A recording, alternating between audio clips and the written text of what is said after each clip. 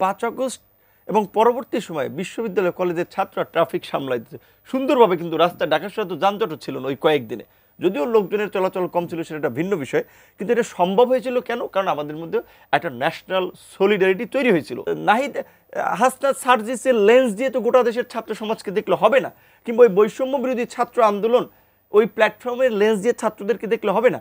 দুদিন আগেই অন্তর্বর্তীকালীন সরকার একদম বৈঠক করে তারপরে প্রেস কনফারেন্স করে জানালো তারা আপনাদের 7 দিনের, রাজনৈতিক দলগুলো 7 দিনের একটা সময় দিয়েছে যে আপনারা এর মধ্যে নিজের আলোচনা করে এই জুলাই সনদ তারপর গণভোট নিয়ে একটা সিদ্ধান্তে পৌঁছাবেন।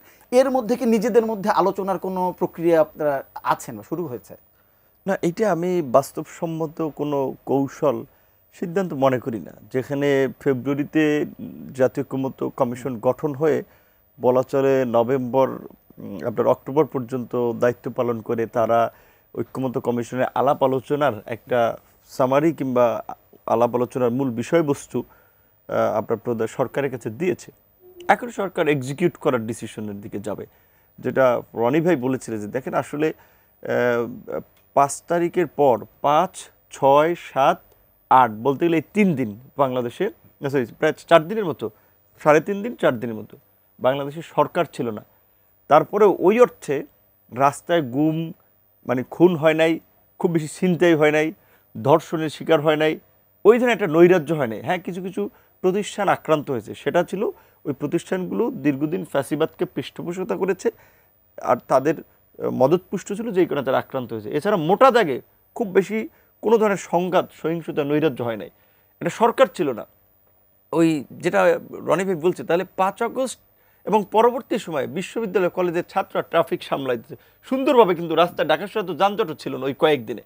যদিও লোকজনের চলাচল কম ছিল সেটা একটা ভিন্ন বিষয়, কিন্তু এটা সম্ভব হয়েছিল কেন? কারণ আমাদের মধ্যে একটা ন্যাশনাল সলিডারিটি তৈরি হয়েছিল। ছাত্র, যুবক, কে কেউ এটা ম্যাটার না, ইচ্ছা ছিল মানে সবার আকাঙ্ক্ষা এবং স্পিডটা ছিল যে দেশকে আমরা এই ফেসিবাদ মুক্ত করেছি, কাজে এই দেশে শান্তি শৃঙ্খলা রক্ষায় আমাদেরকে প্রহরীর মতো জেগে থাকতে হবে, কাজ করতে হবে। সেই ঐক্যটা আস্তে আস্তে সলিডারিটি ব্রেক হয়েছে। সেই ব্রেক হওয়ার পেছনে আমি প্রথম দায়ী দেব এই অন্তর্বর্তীকালীন সরকারকে, কারণ তারা ছিল এই ঐক্যকে সুসংহত করার স্টিয়ারিংয়ে, সেইটা না করে তারা বিভাজিত করেছে। প্রথমেই কি, যেই ছাত্র এখানে ভাই, এই ছাত্রদেরকে শুধু আপনি এই নাহিদ হাসনাত সার্জিসের লেন্স দিয়ে তো গোটা দেশের ছাত্র সমাজকে দেখলে হবে না, কিংবা ওই বৈষম্য বিরোধী ছাত্র আন্দোলন ওই প্ল্যাটফর্মের লেন্স দিয়ে ছাত্রদেরকে দেখলে হবে না। বারবার আমরা প্রধান উপদেষ্টার কাছে বলেছিলাম যে আপনি তো বিভিন্ন দেশে যান, ইয়ংদের সাথে গল্প করেন, বিভিন্ন ইউনিভার্সিটিতে লেকচার দেন, আপনি আমাদের দেশের যে ছাত্র সংগঠনগুলো, ছাত্র অধিকার পরিষদ, ছাত্র শিবির, ছাত্র দল, আরও যা বাম ডানপন্থী সব ছাত্র তরুণদেরকে ডাকেন, তাদের কাছ থেকে শুনেন যে তারা কেন বুক চিতিয়ে লড়াইটা করেছিল, তারা কি পরিবর্তনটা চায়। এবং এই ছাত্র যদি আপনার পাশে থাকে, তাহলে আপনি যেটা বলেছিলেন ছাত্ররা আমার নিয়োগকর্তা, তারা যতদিন চায় আপনি থাকবেন, আপনি একটা ভালো কিছু করে যেতে পারবেন। কিন্তু দেখেন, প্রধান উপদেষ্টা আজ পর্যন্ত বৈষম্য বিরোধী ছাত্র আন্দোলনের বাইরে কোনো ছাত্র সংগঠনকে অফিসিয়ালি ডেকেছেন, তাদের সাথে কথা বলেছেন, কারণ তিনি মনে করেছিলেন ওই গুটি কয়েক মানুষই বোধহয় নেতৃত্বে মানে হ্যামিলনের বাসিওয়ালা হয়ে গেছেন কিংবা বঙ্গবন্ধু শেখ মুজিব হয়ে গেছেন, কাজেই তারা থাকা মানে বাকি সব ছাত্র সংগঠন থাকা।